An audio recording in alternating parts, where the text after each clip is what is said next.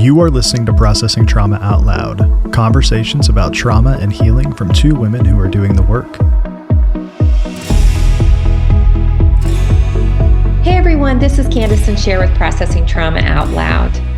For the last 2 weeks, we both shared about an experience that we had at a group retreat that we went on. And I shared about an experience I had of getting triggered and then having the repair within the group.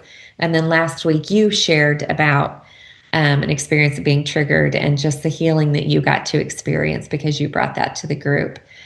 And you just asked me a few minutes ago, you said, because I kind of had this idea of what we would do this week about integrating IFS. And you said, well, do you have a sense of where we're going? And I'm like, yeah, of course, always, right? And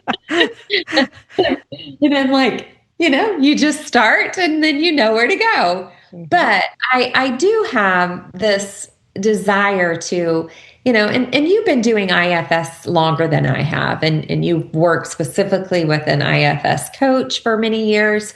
But Sher, I'm curious, like after those 2 episodes of our group experiences, I want to ask you, what is the difference of understanding parts work, specifically IFS, make in the context that I'm going to say of really keeping relationships healthy and safe? Yeah.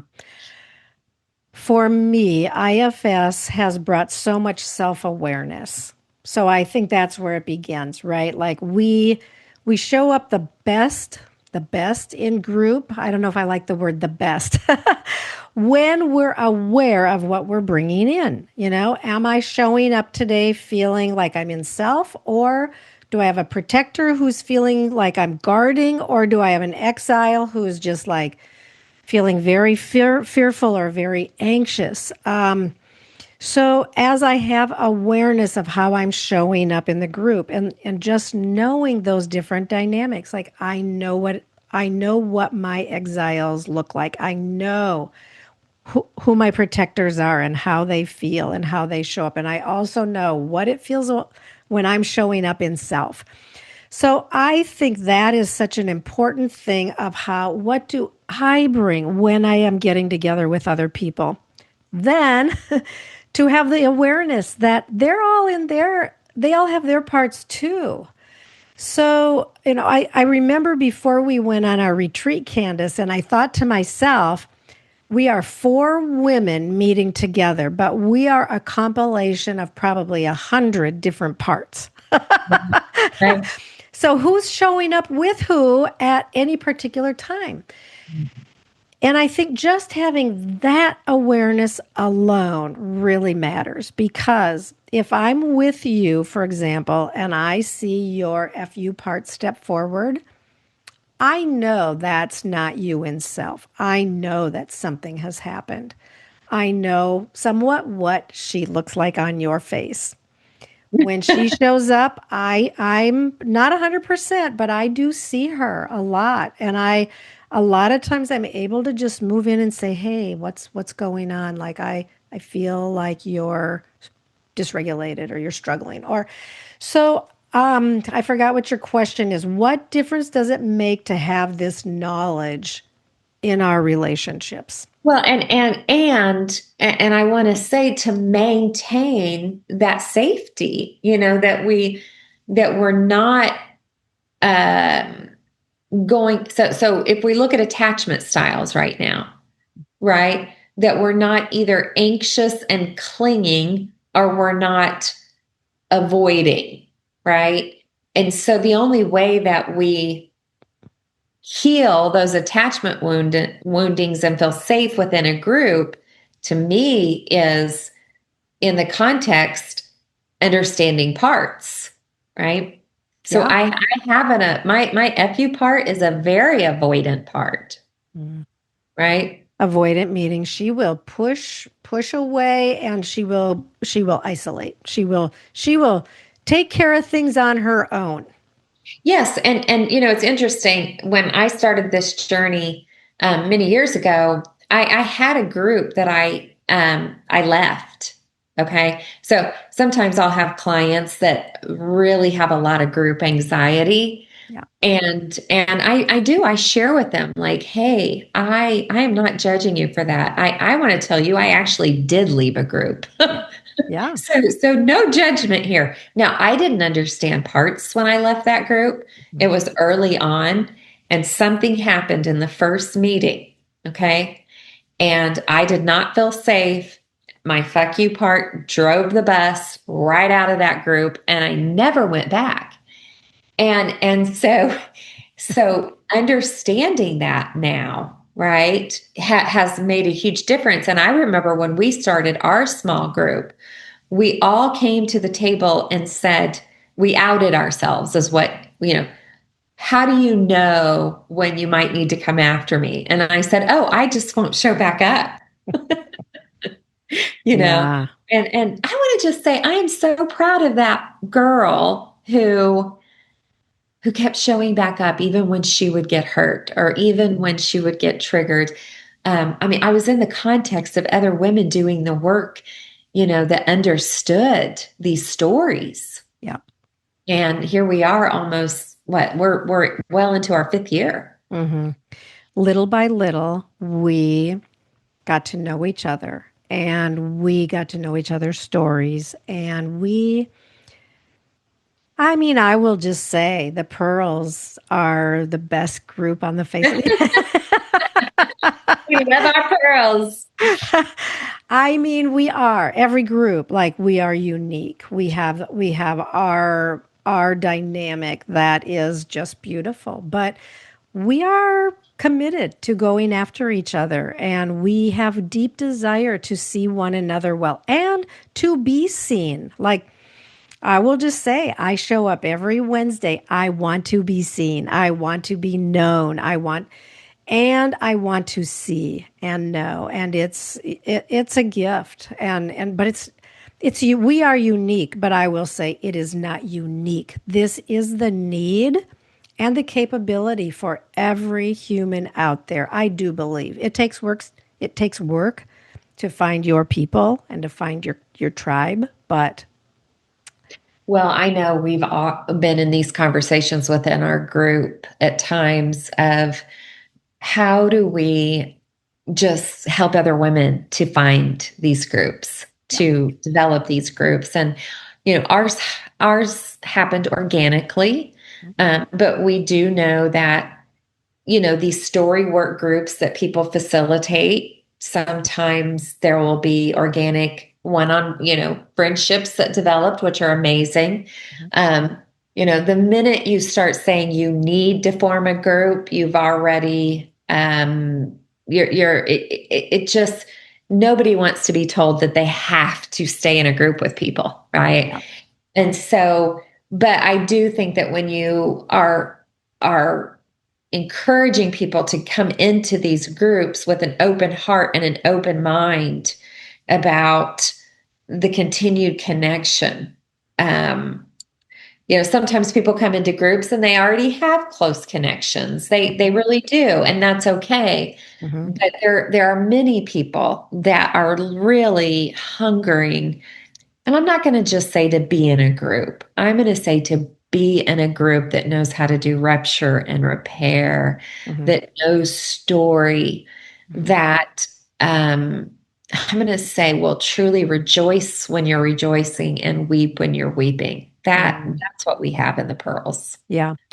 And I will just also add, you and I both are in another group as well with the Wow Sisters, and that is a group of 10 of us, and it's very different from the Pearls, but beautiful. Just the dynamic there is also stunning in the ways that we are getting to know each other, getting to know stories, and offering care to one another that is just exquisite. Yeah, and we do know each person's story enough for this. I thought, so I'm going to just say, when I think of that group, it's the herd. It's this tribe of elephants that surround and protect. And so oftentimes someone will pop up And it's just amazing to see, with 10 of us, you're going to get responses. And all of a sudden you're like, I'm so not alone in this. Right. And there's just such good eyes, and we all have different gifts and talents, and we're all different Enneagrams, and we have different parts, but it just makes up this tapestry of just this beautiful art piece. Yeah. Yeah.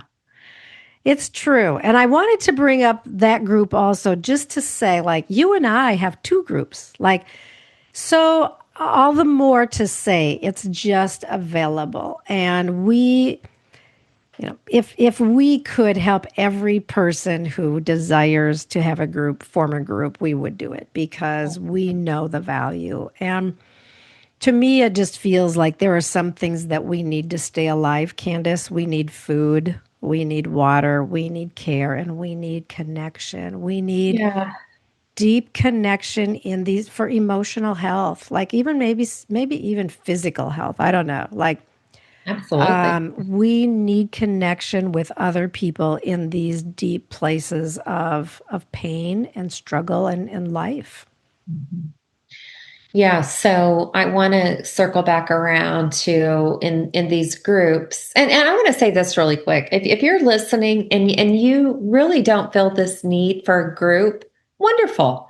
We're not saying everybody needs this. Right. We are saying everybody needs authentic connection, Yeah. whatever that looks like for you. Yeah. But when it comes to these group dynamics, understanding internal family systems, go back and listen to Lori Proctor's interviews that we did with her on understanding the basics of internal family systems.